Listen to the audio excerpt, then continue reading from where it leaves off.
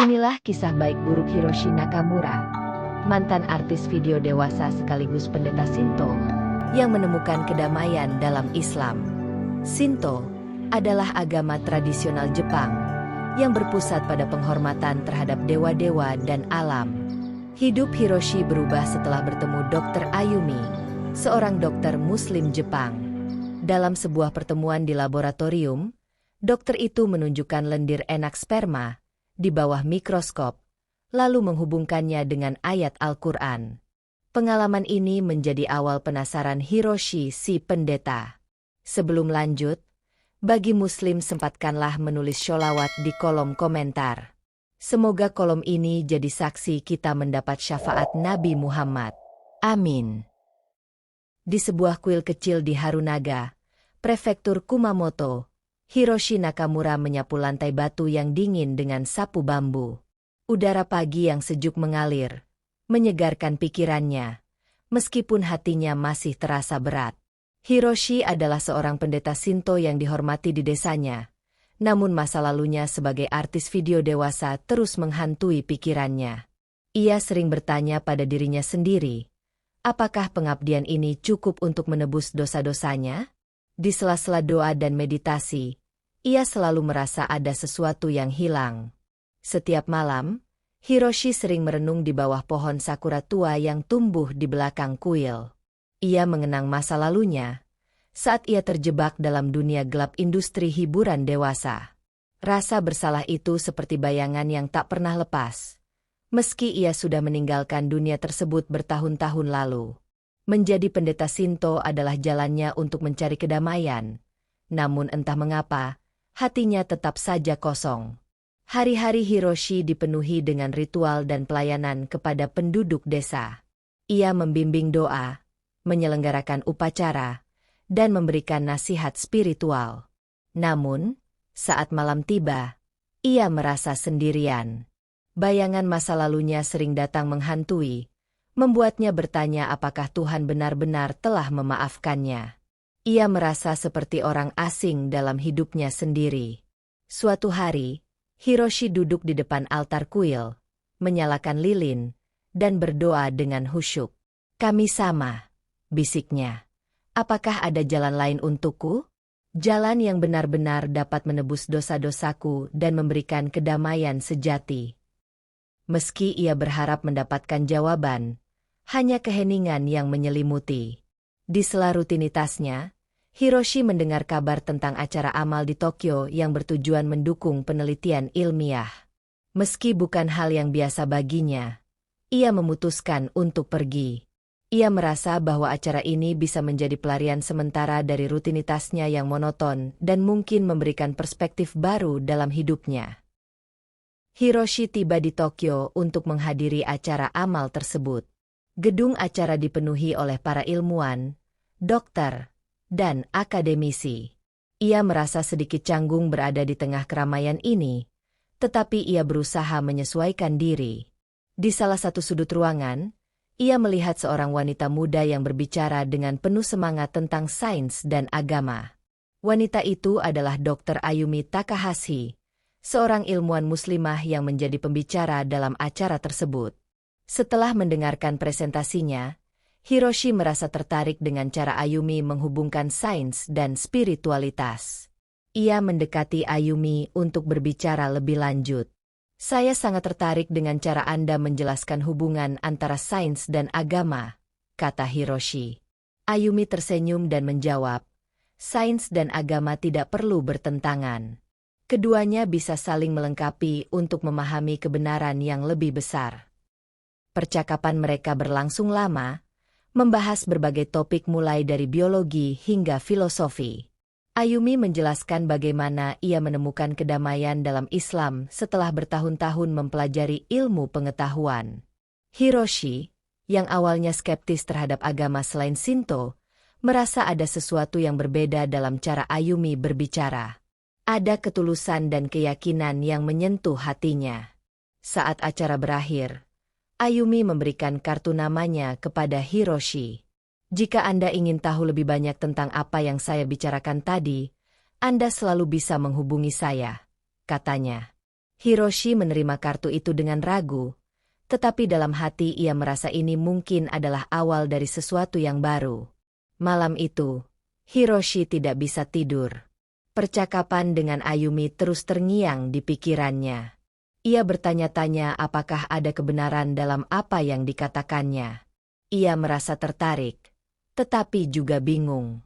Untuk pertama kalinya, ia merasa bahwa jawaban atas kekosongan hatinya mungkin ada di luar apa yang selama ini ia yakini.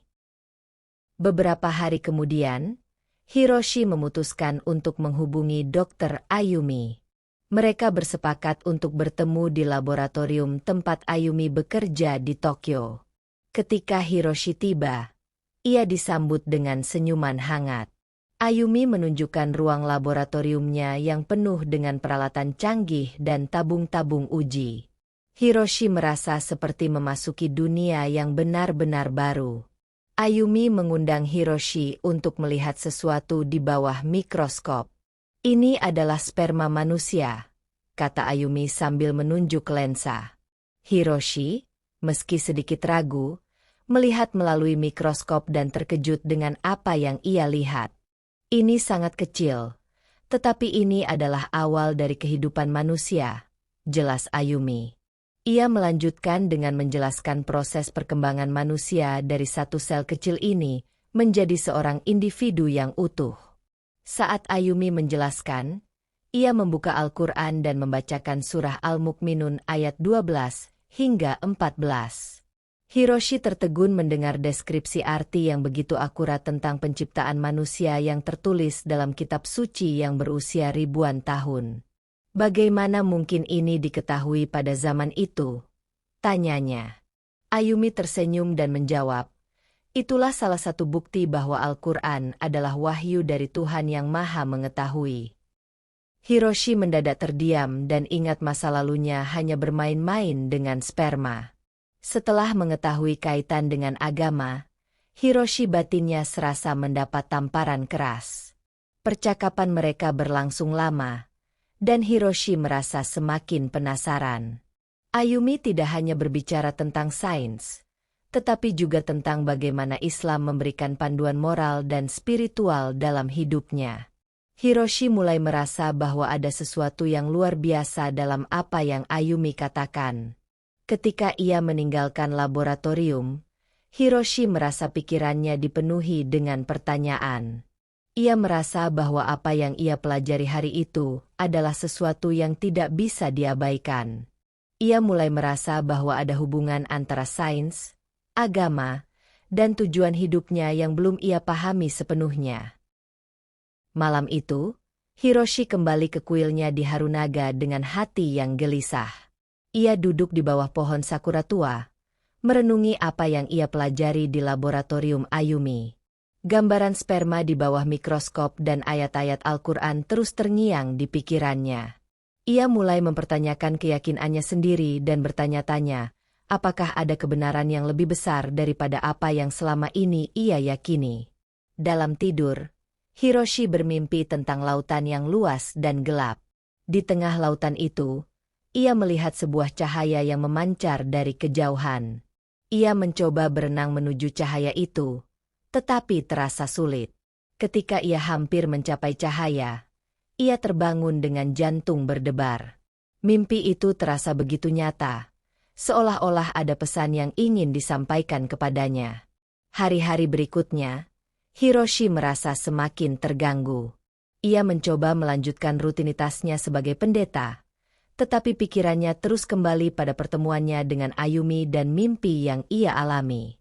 Ia merasa bahwa hatinya mulai terbuka untuk menerima sesuatu yang baru, tetapi ia juga takut kehilangan identitasnya sebagai pendeta Shinto. Hiroshi mulai membaca buku-buku tentang Islam yang diberikan oleh Ayumi. Ia terkesan dengan ajaran tentang tauhid, konsep tentang Tuhan yang Maha Esa. Ia merasa bahwa ini adalah sesuatu yang selama ini ia cari, tetapi ia tidak tahu bagaimana melangkah lebih jauh. Pergolakan batin ini membuat Hiroshi merasa tertekan, tetapi juga penuh harapan. Ia menyadari bahwa ia berada di persimpangan hidupnya, dan ia harus membuat keputusan besar. Namun, Ia merasa bahwa ia membutuhkan bimbingan untuk melangkah ke arah yang benar. Dalam usahanya mencari jawaban, Hiroshi memutuskan untuk mengunjungi Masjid Asakura di Harunaga. Masjid itu kecil dan sederhana, tetapi penuh dengan kedamaian. Ia disambut oleh Imam Abdul Karim, seorang pria tua dengan senyuman hangat dan suara yang menenangkan. Hiroshi merasa sedikit canggung, tetapi Imam Abdul Karim dengan ramah mengundangnya masuk. Di dalam masjid, Hiroshi mendengar ceramah tentang makna hidup dan hubungan manusia dengan Tuhan. Kata-kata Imam Abdul Karim menyentuh hatinya, seolah-olah setiap kalimat ditujukan langsung untuknya.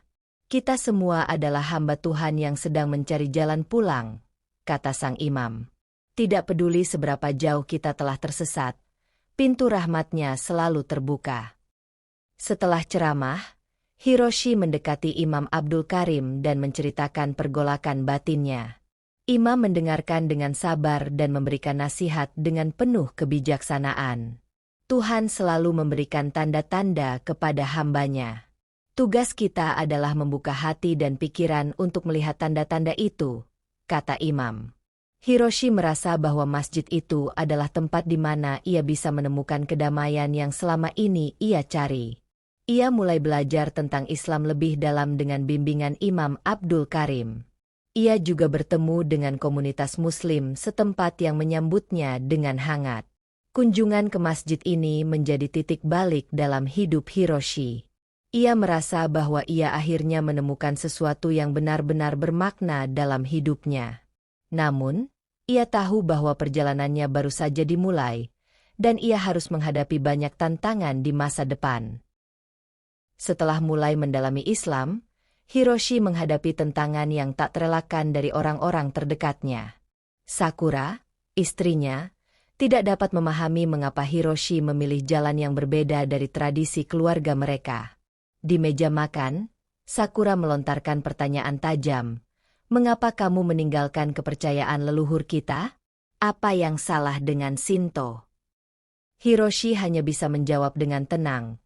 Aku sedang mencari jalan yang membuat hatiku damai. Aku ingin kamu memahami ini. Tetangga-tetangga di Harunaga mulai bergosip.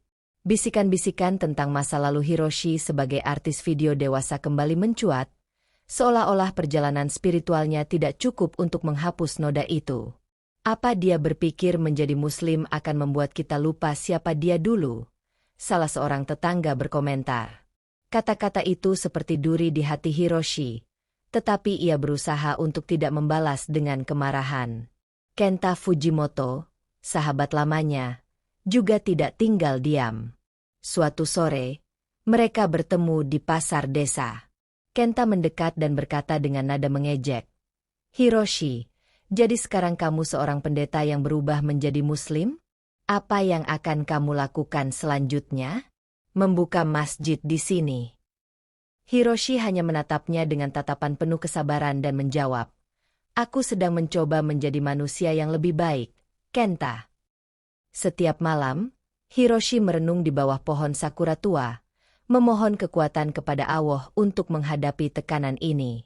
Ia membaca Al-Quran yang diberikan oleh Imam Abdul Karim, menemukan penghiburan dalam ayat-ayat tentang kesabaran dan pengampunan. Ia belajar bahwa ujian adalah bagian dari perjalanan menuju iman yang sejati. Dalam pergolakan ini, Hiroshi mulai melihat bahwa tekanan dari lingkungan adalah cara Allah menguatkan hatinya. Ia belajar untuk tidak membalas kebencian dengan kebencian, melainkan dengan doa dan perbuatan baik. Ia memahami bahwa perjalanan spiritualnya tidak hanya tentang dirinya sendiri, tetapi juga tentang menunjukkan kebenaran melalui tindakan. Pada suatu sore yang tenang, Hiroshi kembali ke Masjid Asakura untuk berbicara lebih lanjut dengan Imam Abdul Karim. Di ruangan kecil masjid yang hangat, mereka duduk berdua. Imam Abdul Karim menatap Hiroshi dengan mata penuh kasih sayang. "Apa yang membuat hatimu gelisah, Hiroshi-san?" tanyanya. Hiroshi menjawab, "Aku ingin memahami Islam lebih dalam, tetapi aku masih takut. Takut kehilangan keluargaku, takut akan penolakan." Imam Abdul Karim dengan sabar menjelaskan bahwa perjalanan menuju Tuhan adalah perjalanan yang penuh ujian. Allah tidak membebani seseorang melainkan sesuai dengan kesanggupannya, katanya sambil mengutip surah Al-Baqarah ayat 286. Kata-kata itu menenangkan hati Hiroshi, seolah-olah beban yang ia pikul menjadi lebih ringan. Dalam percakapan itu, Imam Abdul Karim mengajak Hiroshi untuk merenungkan makna syahadat. Mengakui bahwa hanya Allah yang layak disembah dan Muhammad adalah utusannya adalah langkah pertama menuju kedamaian sejati, katanya. Hiroshi merasa hatinya bergetar. Ia menyadari bahwa ini adalah momen yang ia tunggu-tunggu, momen untuk menyerahkan dirinya sepenuhnya kepada Tuhan. Dengan air mata yang mengalir, Hiroshi mengucapkan syahadat di hadapan Imam Abdul Karim.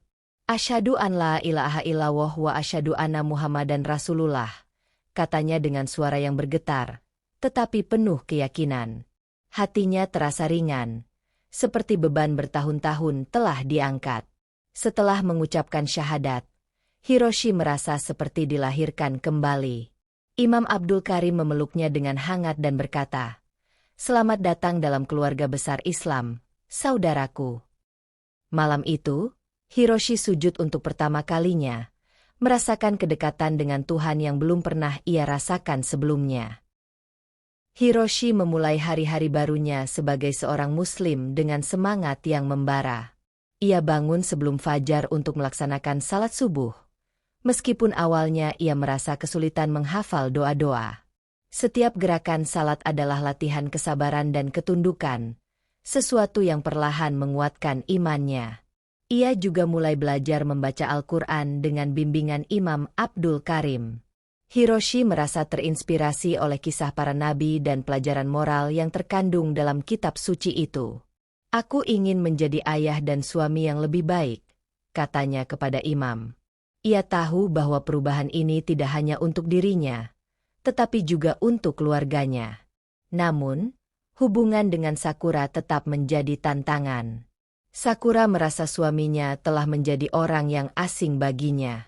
"Kamu bukan Hiroshi yang aku kenal," katanya suatu malam. Hiroshi tidak menyerah. Ia menunjukkan cinta dan kesabarannya melalui tindakan, membantu pekerjaan rumah, dan meluangkan waktu untuk bermain dengan putrinya, Kaoru. Perlahan, Sakura mulai melihat perubahan positif dalam diri suaminya. Kaoru, meskipun masih kecil, mulai bertanya tentang agama baru ayahnya. Hiroshi dengan lembut menjelaskan bahwa Islam mengajarkan cinta, kejujuran, dan kebaikan. "Ayah ingin kita semua menjadi keluarga yang lebih baik," katanya. Kata-kata itu meninggalkan kesan mendalam di hati Kaoru. Transformasi hidup Hiroshi tidak hanya terlihat dalam keluarganya, tetapi juga dalam interaksinya dengan masyarakat. Ia mulai aktif dalam kegiatan sosial, membantu tetangga, dan berbagi apa yang ia pelajari tentang Islam. Perlahan, sikap masyarakat terhadapnya mulai melunak. Mereka melihat bahwa Hiroshi benar-benar telah berubah menjadi pribadi yang lebih baik. Perubahan Hiroshi tidak disambut baik oleh semua orang. Shinichi Sato, seorang tokoh masyarakat yang berpengaruh, merasa terganggu dengan semakin banyaknya orang yang tertarik pada Islam karena pengaruh Hiroshi. Suatu hari, Shinichi mengadakan pertemuan di balai desa dan dengan sengaja mengungkap masa lalu Hiroshi di hadapan banyak orang. "Bagaimana kita bisa mempercayai seseorang yang dulu adalah artis video dewasa? Apakah dia pikir agama barunya bisa menghapus semua itu?" kata Shinichi dengan nada tajam. Hiroshi yang hadir dalam pertemuan itu tetap tenang. Dengan suara yang mantap, ia menjawab, "Aku tidak pernah menyangkal masa laluku. Tapi aku percaya bahwa setiap orang memiliki kesempatan untuk berubah dan memperbaiki diri." Kata-kata Hiroshi membuat suasana ruangan hening. Ia melanjutkan, "Islam mengajarkan bahwa Allah Maha Pengampun. Aku tidak sempurna, tetapi aku berusaha untuk menjadi lebih baik setiap hari. Jika ada yang ingin menilai aku serahkan itu kepada Allah." Sikap rendah hati Hiroshi mengubah banyak hati yang sebelumnya meragukannya. Shinichi, meskipun tidak sepenuhnya puas, mulai melihat bahwa niat Hiroshi memang tulus. Ia tidak bisa lagi menggunakan masa lalu Hiroshi sebagai senjata, karena masyarakat mulai melihat transformasi positif dalam diri Hiroshi dengan mata kepala mereka sendiri. Hiroshi kini menjadi sosok yang dihormati di Harunaga. Sakura, setelah menyaksikan perubahan suaminya, akhirnya membuka hatinya kepada Islam. Bersama Kaoru, mereka mulai belajar tentang agama yang telah mengubah hidup Hiroshi. Pada suatu hari yang cerah, Sakura dan Kaoru mengucapkan syahadat di Masjid Asakura, disaksikan oleh komunitas Muslim setempat. Komunitas Muslim di Harunaga semakin berkembang. Masjid Asakura yang dulu kecil kini menjadi pusat kegiatan sosial dan spiritual. Hiroshi aktif dalam mengajarkan Al-Quran kepada anak-anak dan membantu mereka memahami nilai-nilai Islam. Islam mengajarkan kita untuk menjadi rahmat bagi seluruh alam, katanya dalam sebuah ceramah di masjid. Kisah hidup Hiroshi menarik perhatian Rina Watanabe, seorang jurnalis muda. Ia memutuskan untuk menulis artikel tentang perjalanan spiritual Hiroshi, dengan harapan kisah itu bisa menginspirasi banyak orang. Artikel itu diterbitkan di surat kabar lokal dan mendapat banyak tanggapan positif. Hiroshi menyadari bahwa perjalanannya masih panjang, tetapi ia bersyukur atas setiap langkah yang telah ia lalui. Ia merasa bahwa Allah telah memberinya kesempatan kedua untuk menjadi pribadi yang lebih baik. Di bawah pohon sakura tua, Hiroshi merenung dan tersenyum, merasa bahwa akhirnya ia menemukan kedamaian yang sejati.